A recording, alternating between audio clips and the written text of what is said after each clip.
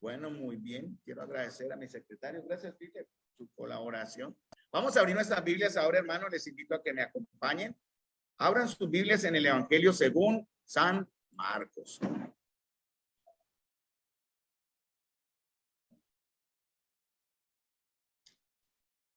Hoy comenzamos una nueva serie, por decirlo así, en este mes. Recuerden, vuelvo a recordar a los amados hermanos cómo llevamos el proceso para ir aprendiendo. En realidad, nunca dejaremos de aprender y conocer cada día más a nuestro Señor, ¿verdad? Y en este mes vamos a conocer o a entender algo en la historia, en la vida de un buen hombre, un gran hombre, un magnífico hombre, un hombre conocido de Dios llamado Juan el Bautista. Y tiene que ver en el contexto de lo que venimos estudiando a través del Evangelio de Marcos cuando comenzamos en Juan capítulo 4, versículo 34, cuando comienza esta historia de cómo vencer nuestros temores, ¿no? ¿Cómo se vencen los temores? Vimos a través de Marcos 4:34. Comenzamos cuando el Señor calma la tempestad. ¿Se acuerdan cómo cruzó el mar de Galilea? Al otro extremo también iba cruzando el mar a buscar a un hombre que estaba necesitando y desesperadamente necesitando, valga la redundancia, la presencia y la ayuda del Señor. Entonces cruza el mar de Galilea, cruza el mar, pero resulta que la tempestad genera en ellos un gran temor. Aquí comenzó la historia. Después seguimos con la historia del endemoniado, cómo el Señor libera a un hombre atado, esclavizado por el enemigo, por Satanás. Eso ya lo vimos también. Después pasamos cuando él cruza el mar y se devuelve. Todo esto ha sido en el transcurso de menos de una semana, esta historia más o menos. Y él se devuelve a Cafarnaúm, donde encuentra a la hija de Jairo. Y ahí viene la otra enseñanza, cómo vencer el temor sobre la muerte, el temor sobre Satanás. Ya vimos el endemoniado. Y el temor sobre las circunstancias que surgen de repente en Jesús calma la tempestad. Pero él llega a su tierra, vuelve a Nazaret y enseña la palabra, dice en el versículo 6 del capítulo 6, verso 1 de Marcos. Y aquí el Señor ya empieza a hablar de algo mucho más específico, porque a partir de Marcos capítulo 6, el enfoque de él cambia. Ahora tiende a ser más práctico. Sí, más de, bueno, ya les he enseñado algunas cosas, me han visto orar y lo vieron. En realidad sus discípulos se admiraron y se sorprendieron de él. Pero en cierta forma el Señor dice, bueno, ustedes ya me están siguiendo y recuerden cómo comenzó el contexto de Marcos 6. Ahora el Señor empieza a enviarlos para que vivan de manera práctica lo que ellos estaban viendo de él. Hermano, nosotros cuando somos o conocedores del Señor, comenzamos en el primer proceso a ser sus seguidores, pero muchos simplemente se quedan en ser seguidores de él, ¿no? Pero hay que avanzar. Después de seguidores, hay que llegar a ser discípulos, ¿no? Algunos llegan a ser compañeros, el siguiente proceso, pero nada más, con quien comparto una labor, pero no es comprometido. En realidad, no me involucro en eso. Por ejemplo, en el trabajo, tenemos compañeros de trabajo y nos involucramos en un trabajo que es pago de 8 a 12, o sea, 6, pero ahí para. Mi compañero se va para su casa, yo vuelvo para la mía y ahí termina todo. Pero en el servicio al Señor, que es lo que estamos aprendiendo ahora, tenemos que aprender, o valga la redundancia, tenemos que llegar a ser ahora discípulos y amigos. Ahí comenzó la historia en Marcos 6, porque el Señor comienza a cambiar su enfoque. Y ya comienza, como vimos aquí en Marcos capítulo 6, versículo 7, llamó a los 12, ¿no? Y más adelante en Marcos también, en Lucas 10, llama a 70 más y los envía de dos en dos. Les quiero decir una cosa, mis amados hermanos,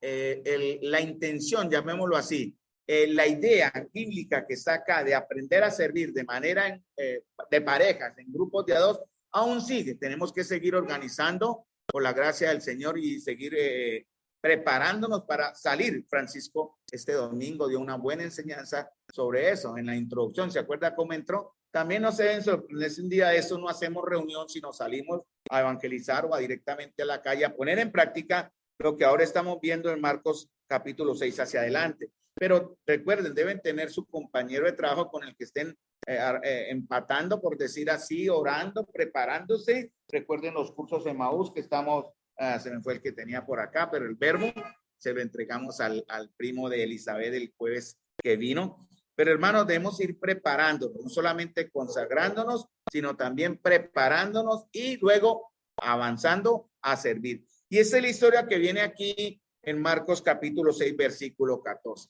Entonces, ¿cómo comenzó nuestra participación en el servicio? Solo recordando para coger el hilo de lo que vimos hace ya más de un mes y lo que venimos viendo, cómo comenzamos como seguidores, seguimos como compañeros en el ministerio, pero el Señor quiere que su cuerpo, porque ese es otro concepto que debemos aprender muy claramente, hermanos, que somos un cuerpo. Aquí nadie jala más que el otro, pues hay unos que en cierta forma por su labor en la iglesia o en su función de cuerpo tienen de cierta manera que jalar, valga la redundancia, arrastrar más. Por ejemplo, los maestros tenemos que prepararnos, ¿verdad? Constantemente estar estudiando la escritura para enseñarles a ustedes.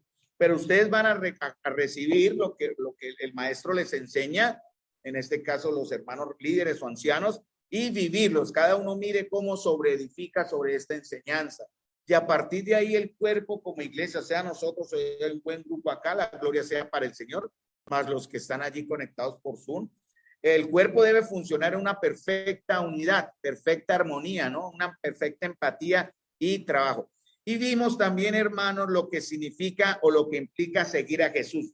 Porque estar en una iglesia local como miembros y guiados por unos pastores o ancianos tiene o implica también, tiene que ver con el acto o con el mandamiento del Señor en Mateo capítulo 28, y a todas las naciones hagan discípulos, ¿verdad? Bautícenlos y que tráiganlos a la iglesia para enseñarles todas estas cosas. Y esa es la labor que tenemos que hacer. En esta historia que vamos a comenzar, porque está ahí por algo, está precisamente después de lo que el Señor enseñó en Marcos 6, 7 al 13, comienza la historia de Juan el Bautista. La historia de Juan el Bautista comienza de Marcos capítulo 1 y en Juan capítulo 1 o 2 más o menos comienza también a verse y a conocerse a este gran hombre llamado Juan Bautista. Y él nos va a enseñar lo que de verdad implica seguir a Jesús. Entonces vimos en las clases anteriores que seguir a Jesús significa o implica calcular el costo. Tenemos que ver qué vamos a ganar, qué vamos a perder en cierta manera, ¿no? Eso es lo que el Señor dice en Lucas capítulo 9, versículos 61 y 62. También seguir a Jesús, hermanos, como congregación o individualmente en nuestros trabajos, cuando salgamos al servicio por parejas o como el Señor nos lleve a guiar este concepto de la misión de la iglesia, va a haber un sacrificio, va a haber sacrificio de tiempo, obviamente va a haber sacrificio de comodidad, tal vez vaya a haber sacrificio porque mucha gente no va a estar de acuerdo y seguramente, como ha pasado otras veces, habrá rechazo, violencia, regaño, insulto, ¿verdad? Pueden pasar esas cosas y tenemos también que prepararnos. Seguir a Jesús también implica llevar la cruz, ¿no? Ninguno que se dice discípulo del Señor y no toma su cruz, dice el Señor, no es digno de mí. Y nosotros estamos acá para aprender. Nadie nos enseñó, venimos de un contexto religioso. Cuando, por ejemplo, yo estuve hasta los 14, 13 años en el catolicismo, conociendo el catolicismo y queriendo conocer a Jesús en esa religión, pero esa religión era eso, una religión, y mi vida era una religión. Pero doy gracias al Señor que me permitió conocer en cierta manera la verdad. Él me llevó a la verdad. No, yo no lo buscaba como deseo natural, sino ese deseo lo puso el Señor. Y así por lo cual ustedes están en esta noche acá, hermanos, porque el Señor puso en ustedes el deseo natural de buscarle y Él les llevó a conocerle. Pero para conocerle, como dice en Romanos capítulo 10, que está enseñando el hermano David, que ya casi llega, no le falta por ahí, en Romanos 5 apenas, y lleva ya varios años hasta Romanos 5, pero en 10 años vamos a llegar a Romanos 10, si el Señor lo permite. Pero el Señor dice, ¿cómo irán sin haber quien les predique? ¿Verdad? ¿Cómo escucharán? ¿Cómo se salvarán? Bienaventurados o benditos sean los pies de aquellos que anuncian la paz. Entonces nosotros estamos llamados a hacer esos pies, esas personas, esa comunión que va a llevar el evangelio a otros para que escuchen. ¿Cómo más ven los demás nuestra fe? A través de nuestro testimonio. Nosotros somos, como dice la escritura, libros abiertos, somos un faro que alumbra, ¿verdad? También dice la escritura que somos sal, ¿no? Entonces no podemos dejar que la sal se dañe, porque si no, no causan efecto. No podemos permitir que nuestra luz se apague, porque si no, no alumbramos. Y eso tiene que ver con nuestra vida de iglesia. Si aquí hay localmente un pecado, ese pecado va a oscurecer la luz de Cristo para todos también, ¿no? Aunque aparentemente no sea así, pero sí afecta el cuerpo en su totalidad. Entonces, calcular el costo, calcular el sacrificio, tomar la cruz. Dice también la escritura en Juan 8:12 lo que obtenemos al seguir a Jesús. Dice en Juan capítulo 8, vamos a buscarlo para que ustedes se entrenen en la palabra. Yo estoy hablando acá, pero ustedes deben guiar buscando los versos, porque ustedes diligentemente deben mirar y entender si lo que estamos enseñando es lo correcto.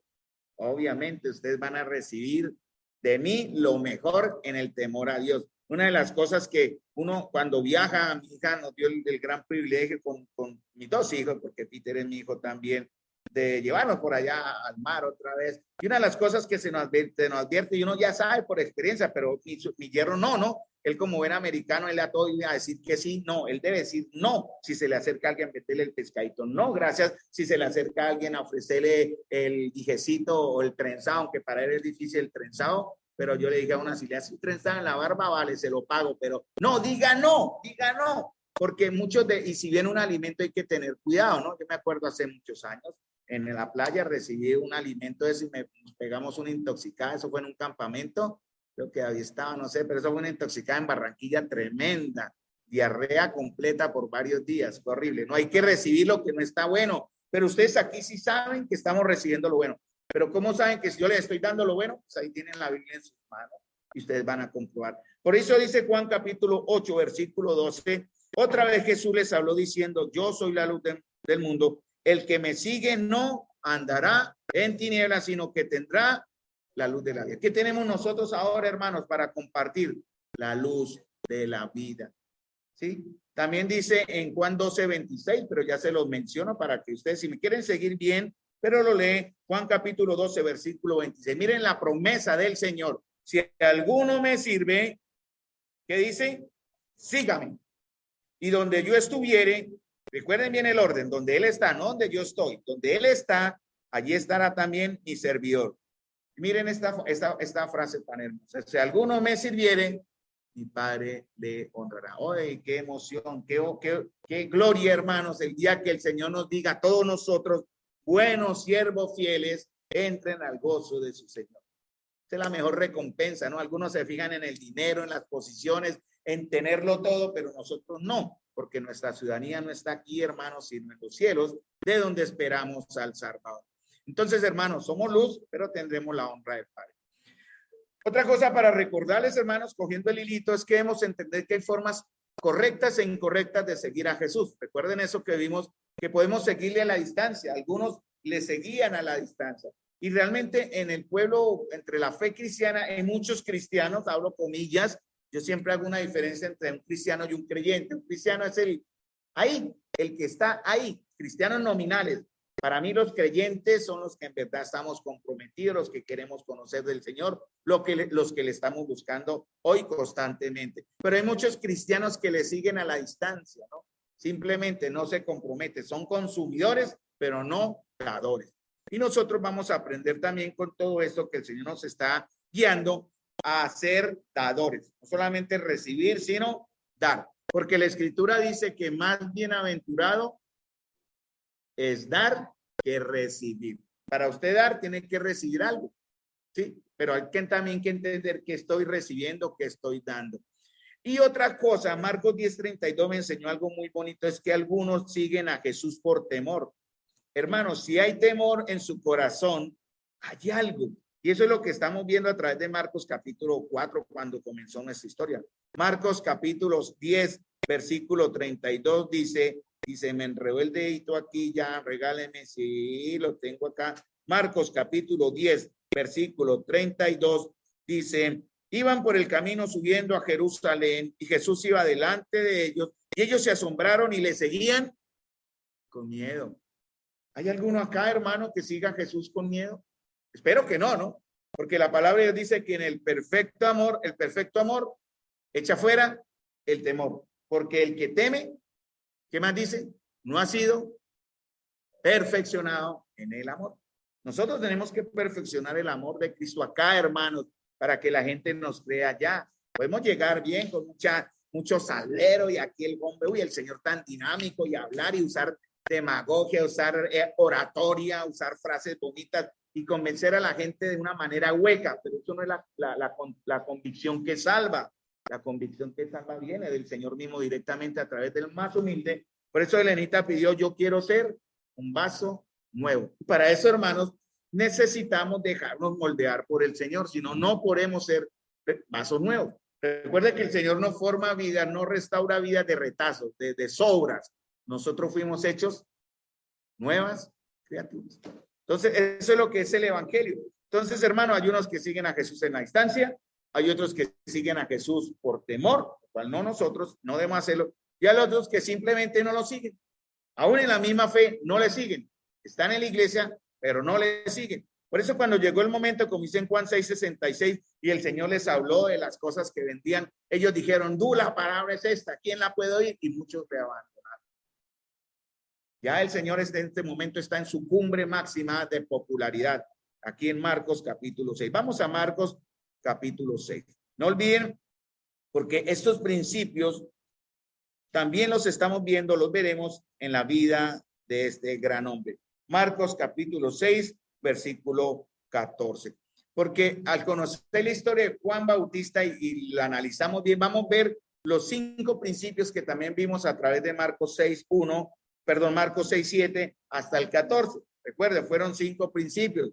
El primero fue el que el Señor llama. Nosotros somos escogidos de Dios, llamados de Dios, ¿verdad? Fuimos apartados por Dios, escogidos por Dios y con una misión que Dios nos da. Recuerden que la congregación de los santos, el pueblo de Dios, debe entender 2 cosas, su misión y su visión. Nuestra misión es prepararnos, nuestra visión es llevar el evangelio. Nuestro trabajo es prepararnos acá, ¿no? Es entender la verdad de Dios para poderla enseñar allá, porque ese es el trabajo al cual el Señor nos mandó. Recuerden que nosotros, esta iglesia o la iglesia del Señor, no menciono esta porque donde estamos, somos en verdad como la embajada hacia el reino de los cielos, ¿no? La gente llega por acá, por decir algo, para que me entiendan el concepto, y pueden entrar al reino de los cielos, porque donde más escuchan la verdad del evangelio es a través de nosotros, como pueblo e individualmente, ¿no? Los demás están en oscuridad, perdidos, la luz va a ellos y les muestra el camino para entrar al reino. Por eso el Señor llama, pero el Señor no se contenta solamente con llamar, Él envía. Recuerden lo que vimos en Mateo capítulo 10, ¿no? Que Él mira en el texto paralelo de Mateo 10, cuando habla de Mateo 10, 5 al 15, cuando Él habla de enviar a los 12, en Mateo capítulo 10, antes de enviarlos, Él estaba haciendo algunas cosas. Recuerden, antes de que Él los enviara, separándolos de 2 y los envió a los 12, habían sucedido unas cosas. Eso fue después de que Él salió de Nazaret, lo que está en el verso 13 de Marcos capítulo, de Marcos capítulo 6, versículo 6. Ahí estaban.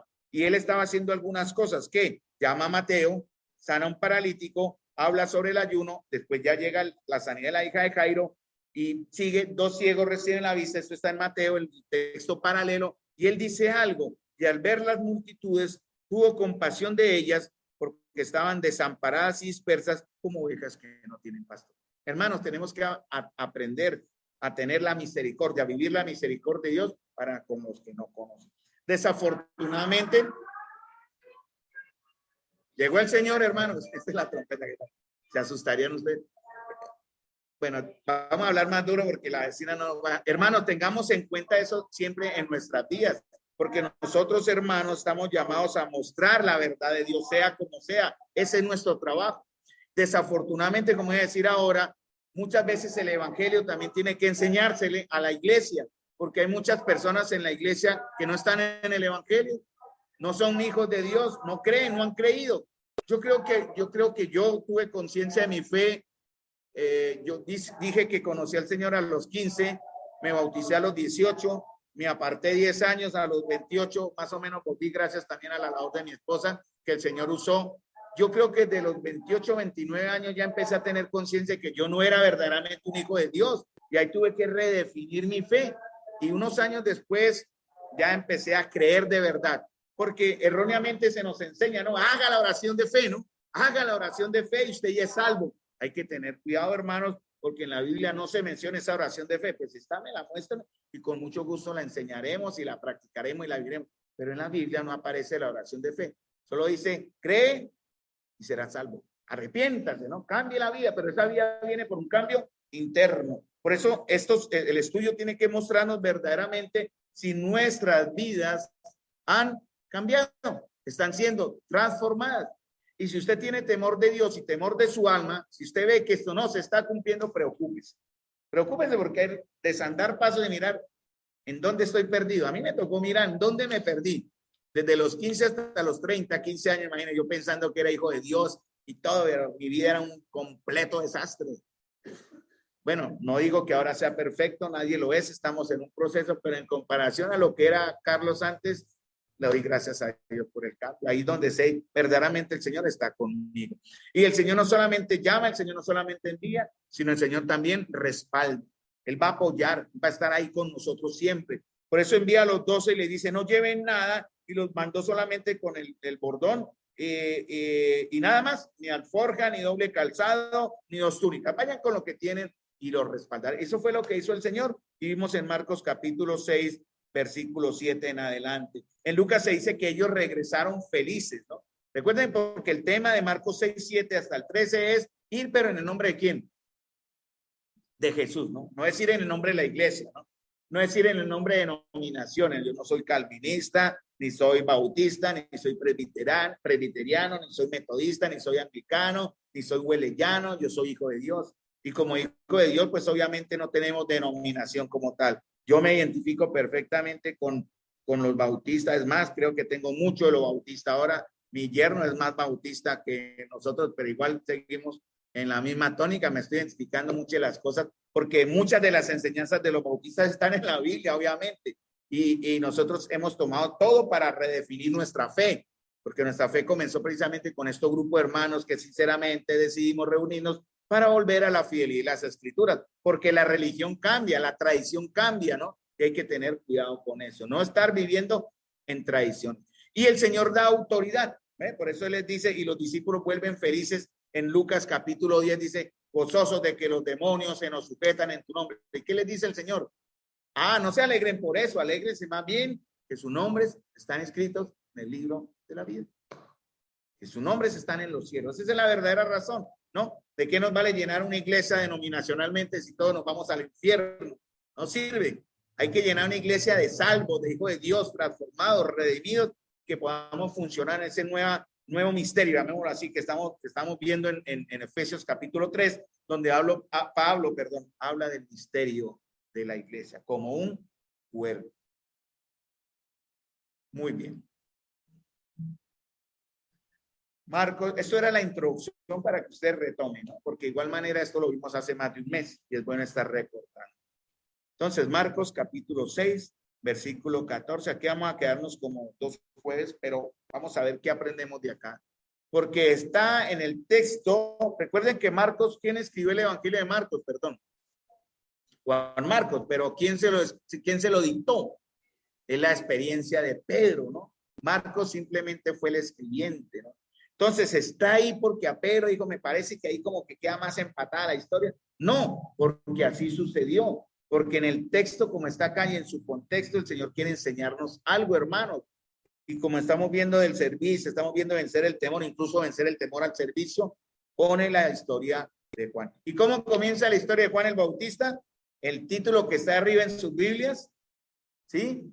Que no está aquí, no es inspirado, pero en sus Biblias dice muerte de Juan el Bautista.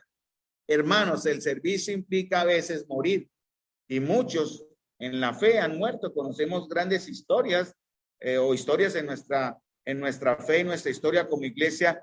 Doy ejemplo rápido, el que se me viene a la mente siempre, que es Jim Elliot, ¿no? Cuando fueron a enseñar a los Aucas, 3 misioneros creo que fueron, ¿cierto? Bueno, en caso que hicieron el contacto, aparentemente los iban a recibir. Ellos se prepararon, oraron, sintieron el llamado del Señor y todo, pero los planes de Dios fueron diferentes. No era el tiempo. Y ellos llegaron ahí, apenas tocaron la playa, fueron muertos. Sin embargo, años después, quien siguió sus pasos, que fue su esposa Elizabeth, ella llegó también y obviamente eso ya se había trabajado. Creo que ella trabajó con ellos y muchos de los que mataron a su esposo ahora son sus hermanos. Hermanos, el trabajo de Dios es grande. No desmayemos de hacer el trabajo de Dios. Este hombre, Juan el Bautista, ¿cómo comenzó? ¿Cómo comenzó y por qué comenzó a resaltar Juan el Bautista? ¿Qué significa esta historia acá? Entonces, dos cosas marcaron el éxito que tuvo el ministerio de los discípulos al ir de un lugar a otro. Recuerden que todo termina en el verso 3. Echaban fuera muchos demonios y ungían con aceite a muchos enfermos y los sanaban. ¿Pero qué? En el nombre del Señor, ¿no?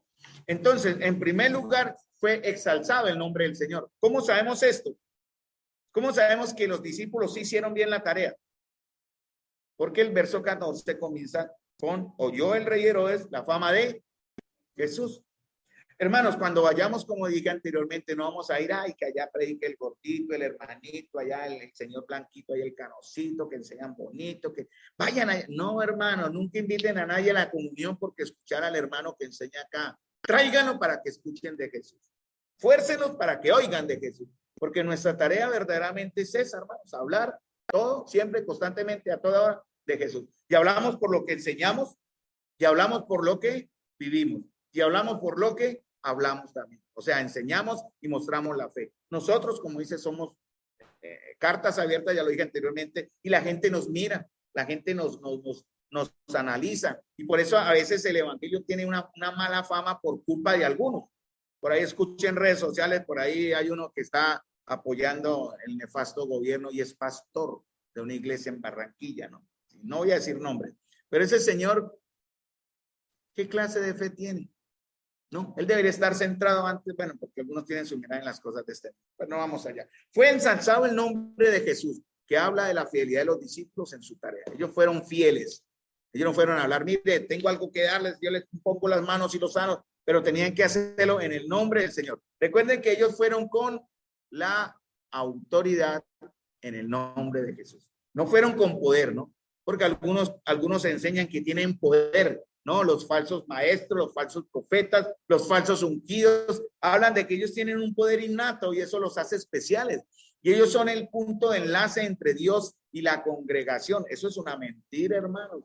Los apóstoles, como se enseña en muchas congregaciones, no es una verdad bíblica, ni los apóstoles ni los profetas que anuncian verdades que son antiescriturales. Recuerden lo que dice la escritura también, lo que significan los términos apóstoles y profetas. Es sencillo, todos lo somos si cumplimos la palabra de Dios como dice. Entonces los discípulos no se exalzaron a ellos mismos. En ninguna parte nadie preguntó, por ejemplo, quiénes son estos hombres que hacen estas obras grandes, ¿no? Lo que siempre preguntan es, ¿quién es este Jesús? ¿Se acuerdan que Jesús les pregunta a ellos, ¿quiénes dicen los hombres que soy?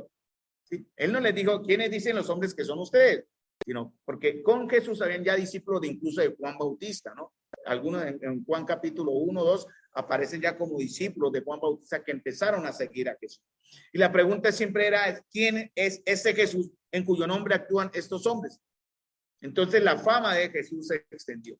Esta es la historia donde la fama de Jesús está en su cúspide. Después de ahí empezamos a ver una serie de acontecimientos, la preparación de los fariseos, los saduceos, los herodianos, ¿para qué?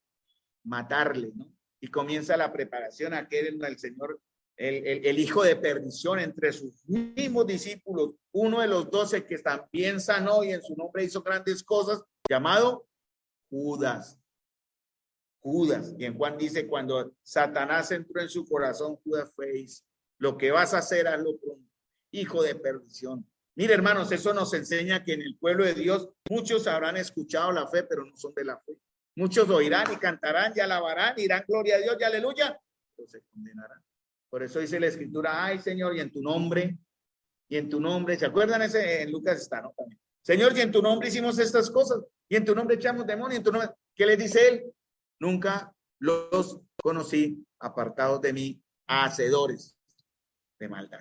Hermano, mire cómo debemos nosotros cuidar nuestra fe.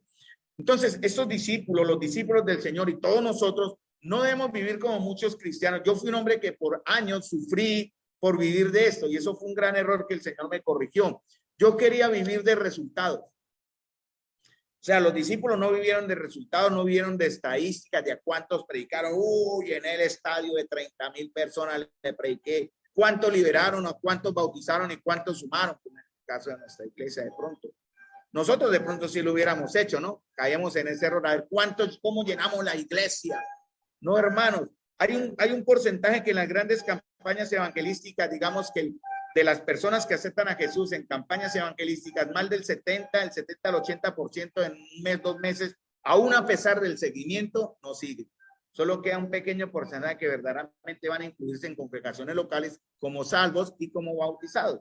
Pero de esos 1,000 o 2,000 que pueden haber en una campaña grande de conversiones, solo el 70 o 80%, perdón, el 20% de esa gran cantidad permanece. Los demás se van, se evaporan. Entonces, hermanos, no hemos vivido de resultados, no hemos vivido de estadísticas. Yo les confieso, yo era muy depresivo espiritual en ese aspecto. Yo salía aquí a la reunión todo feliz con mis 5 hermanitos, cuando salíamos con David, a veces con 4 hermanitos, con 2 hermanitos, con 3, y llegamos allí los cultos llenos. Y ya, pero ¿qué? ¿Acuerda, David, que ahora nos va a tocar es como cambiarnos para allá? Entonces, porque ellos salían a montones. ¿Y eso qué tenía que ver? Pues en realidad el Señor me enseñó mucho de esto. En realidad tenemos que trabajar de la manera local, porque al Señor no le importan las multitudes. En realidad, Él va viendo corazones de uno a uno. Y aquí hay preciosos hermanos, aquí todos ustedes y los que están allí por Zoom, hermosos y preciosos hermanos que seremos todos usados por el Señor. Entonces, hermanos, ¿cuál debe ser nuestra satisfacción al servir? Que el nombre de Jesús sea conocido, sea honrado, sea alabado. Por todas partes debemos buscar que la gente conozca de Jesús y sobre lo que Él es capaz de hacer, ¿no? Ya últimamente estoy ya, no sé, yo no llevo mucha literatura en el carro. Yo hablo más directamente, pero a veces por tiempo sí ya sé que es mejor llevar mis trataditos. Entonces, mire, le comparto esto, porque a veces mis servicios son tan cortos que cuando surge el tema no alcanzo a hablar, ¿sí?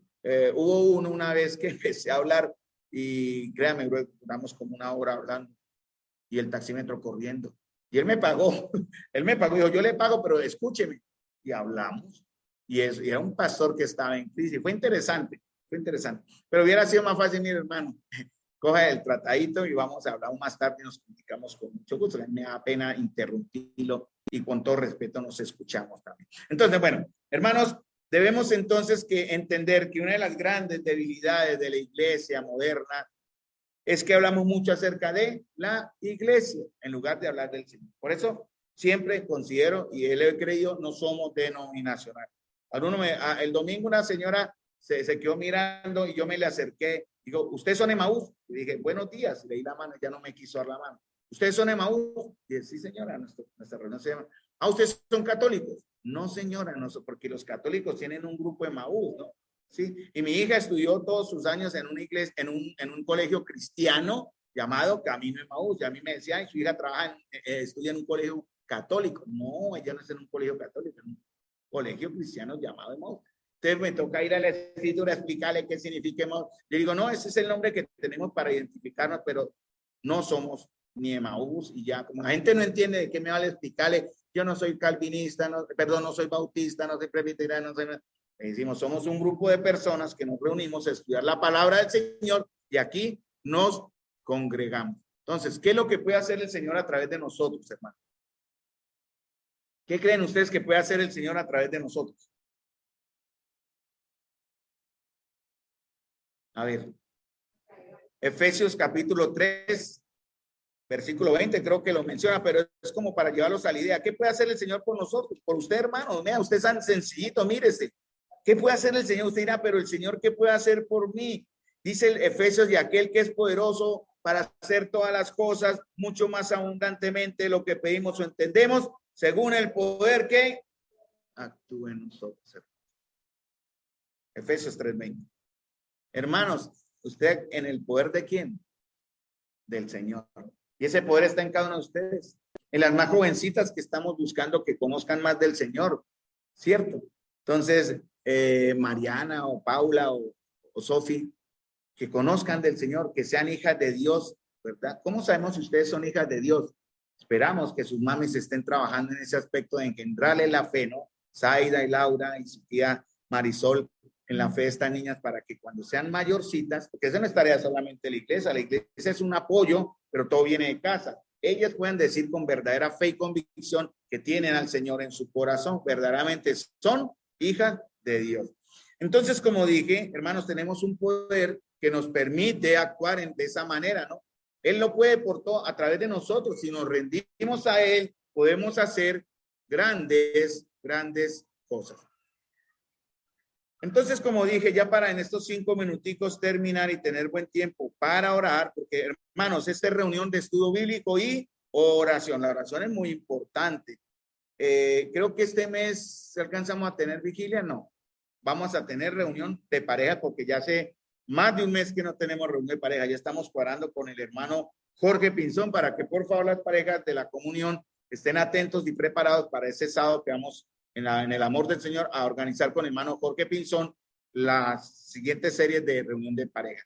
Entonces, en el caso de aquí de Marcos capítulo 6, versículo 14, el Señor está en la cúspide de su popularidad. Entonces dice, oyó el rey Herodes la fama de Jesús porque su nombre se había hecho notorio. ¿Cuántas personas? O sea, ¿cómo somos nosotros en ese aspecto? A veces queremos ser notorios, ¿no? Queremos ser conocidos, queremos ser como exaltados. Es para, por ejemplo, para alguien que enseña, es gratificante, pero es muy delicado cuando las personas o los hermanos vienen y lo alaban. ¡Qué buen mensaje, hermano! Y le dan la palmadita. ¿Qué pasa con su ego? Su ego se revienta. Hermano, hay que tener mucho cuidado, ¿no? La gloria sea para el Señor. No me miren a mí. Y tratar de uno siempre decir, no, es para el Señor. Si lo dice bien, amén, me alegra. Este domingo tengo la responsabilidad de enseñarle la palabra. Entonces estén orando para que pueda enseñarle lo que ustedes necesitan, que el Señor me esté guiando a completar lo que ya más o menos estamos organizando. Y espero que sea lo que usted necesita hoy para que su vida sea nuevamente o siga siendo transformada. Entonces, a medida de que los rumores acerca de Jesús comenzaron a circular, porque resulta aquí que dice, oyó Herodes, el rey Herodes, y Herodes son varios reyes, ¿no? Quiero recordarles eso. No sé si ustedes conocen la historia de los Herodes, ¿no? Como conocer aquí la historia de los Santo Domingo o la historia de los Artilalule. Los Herodes era una dinastía de reyes que comenzó con Herodes el Grande, que fue el Herodes que asesinó a los niños en Mateo. Después, el siguiente Herodes, que es este Herodes que está acá, que fue su hijo. Ya les comento cómo es algo de la genealogía de él, porque esos Herodes no eran judíos, ellos se convirtieron al judaísmo, venían más de trasfondo griego, fueron puestos ahí por los romanos. Y ellos tenían por costumbre, como norma entre ellos para cuidarse, algunos de ellos eran tan malos que cuando llegaban al trono para curarse de salud, mataban de ahí para abajo a sus hijos. Creo que fue este Herodes, el primer Herodes, perdón, el que lo hizo. Él mató a sus hijos, a su esposa, y bueno, para evitar que le usurparan el poder, ¿no? Ser el único. Bueno, ya llegaremos allá. Pero ellos tenían la costumbre de casarse entre ellos. Había mucho incesto. Muchos se casaban entre parientes cercanos. Y ahí es donde surge el problema, donde este rey Herodes comete un pecado, que es donde Juan el Bautista comienza a exhortarlo. No te es lícito tener a la mujer de tu hermano, porque él se casó con una prima, que era esposa de un medio hermano de él, que era hija de un hermano del medio hermano. ¿Sí entienden el enredo? Así ella era Herodías y se casó. Eso era un enredo completo. Y Juan habló. Mire, hermanos, esto nos enseña, ya para terminar, que al pecado no hay que acolitarlo, al pecado, pecado, y hay que nombrarlo. A veces nos da miedito, ¿verdad? Nos asustamos decirle al hermano, si se va a ir, que se vaya, si se le menciona el pecado. Pero hermanos, aquí estamos tratando de, en verdad, de buscar al Señor con santidad, no es religiosamente. Y si hay un pecado, se sigue el proceso. Si usted, hermano, conoce a alguien que está en pecado, ¿qué deben hacer? No vengan a mí. Primeramente, no vengan a mí, vayan al hermano. Vayan al hermano, en amor exhorten, en amor. Que él sepa el amor. Ha sido descubierto, hermana y hermana. No debe andar así. Y si no cambia, vaya con 2 testigos. Así nos puede llamar para ir como testigos y estar atentos, ¿no? Y si no oye a los 2 testigos, 3 testigos, ¿qué? Vaya a la iglesia. Si no oye a la iglesia, ¿qué hay que hacer con ese hermano? Si no oye a la iglesia, fuera, afuera. Hermano, porque un poco de levadura le da la mano. Y tenemos que cuidar. Va a doler, eso sí duele. Como sacar al hijo de la casa cuando las embarra. Gracias a Dios nuestros hijos están saliendo en buenos términos de nuestras casas, ojalá no. Pero es muy duro cuando un hijo sale mal y tener que expulsarlo, negarlo, ¿no? Es horrible, es doloroso y yo trato de empatar con aquellos que han pasado por esta situación. Entonces, dice en el verso y termino, oyó el rey Herodes la fama de Jesús porque su nombre se ha hecho notorio y dijo, Juan el Bautista ha resucitado de los muertos y por eso actúan en él estos poderes. Entonces, a medida que los rumores sobre Jesús, su fama, porque eso no es como ahora, ¿no? Yo he visto accidentes, en mi trabajo he visto accidentes y a los minutos uno entra a algunas páginas y ya está el accidente publicado. Oye, acaba de pasar por ahí. Usted es lo que hace la tecnología, el teléfono firma y automáticamente sube a red social. Y así pasa, ¿no? Y es delicado, ¿no? Eso nada es oculto. Pero en el caso del tiempo de Jesús no vean esas tecnologías. Ay, allá está Jesús y dice, este es Jesús, ¿no? Él empieza a oír rumores de un hombre que estaba haciendo grandes cosas. Ese Jesús, y él piensa, es Juan el Bautista, ha resucitado de los muertos. ¿Por qué? Porque él le había matado. Vamos a hablar de eso cuando llegue también algo de la conciencia. Es interesante lo que hace la conciencia. A este hombre lo carcomía la conciencia. ¿Saben? El rey Herodes el Grande murió en el año 4 después de Cristo, después de que mató a los niños, después de que la historia de Mateo 1 y Lucas 3, él muere y comienza este Herodes. Y creo que es este mismo Herodes, ya más tarde les confirmo, fue el que murió, está en Hechos, comido por gusanos. Este mismo rey, una muerte terrible. Vamos a ver ahí. Entonces, vamos a parar acá, hermanos. Quedamos en la primera parte de Marcos, capítulo 6, versículo 14, la primera parte, porque vamos a hablar de cómo la conciencia estaba acusando al rey Herodes. Entonces, el Señor nos habla de varias maneras. ¿Cómo nos habla el Señor? ¿Cómo nos habla el Señor? Primeramente, por la palabra de Dios. Siempre será por la palabra. Segundo, ¿por qué más? ¿Qué otras herramientas usa el Señor para hablar? Su iglesia, ¿verdad? ¿Quién más? ¿Qué más usa el Señor? Romanos capítulo 2. La conciencia, ¿no? La conciencia. Entonces el Señor usa esos elementos, ¿no? Para llevarnos a conocerle. Cuando usted está haciendo algo malo y su conciencia le dice, no lo haga, sabiendo usted que es malo, usted no lo hace, bien, usted ha hecho caso a la voz de Dios de cierta manera que fue esa conciencia. Pero si usted está haciendo algo malo y la conciencia le dice, no lo haga y usted lo hace, horrible, porque su conciencia ya se ha endurecido, ya no hace caso, su corazón cada vez se aleja más de Dios. Hay que tener mucho cuidado en esto y eso lo vamos a ver el próximo jueves. Como las buenas telenovelas lo dejamos para el próximo capítulo. Entonces vamos a parar acá, voy a trazar mi rayita acá y ahí sé que para el próximo jueves comenzamos entonces a hablar de este tema. ¿Qué hace la conciencia en nosotros? Y después empezaremos a hablar algo más de la vida de Juan, porque Juan muestra en su vida todo esto que hablamos de los principios, que el Señor lo llamó, el Señor le envió, el Señor le respaldó, el Señor le dio autoridad, el Señor le dio un mensaje, pero también el Señor le exigió un costo. ¿Estaremos nosotros dispuestos, hermanos, al costo que el Señor nos va a pedir, a asumir el costo? Ahí el meollo del asunto, de cierta manera. Bueno, mis amados hermanos, vamos a terminar acá. Permítanme, yo paro aquí esta grabación.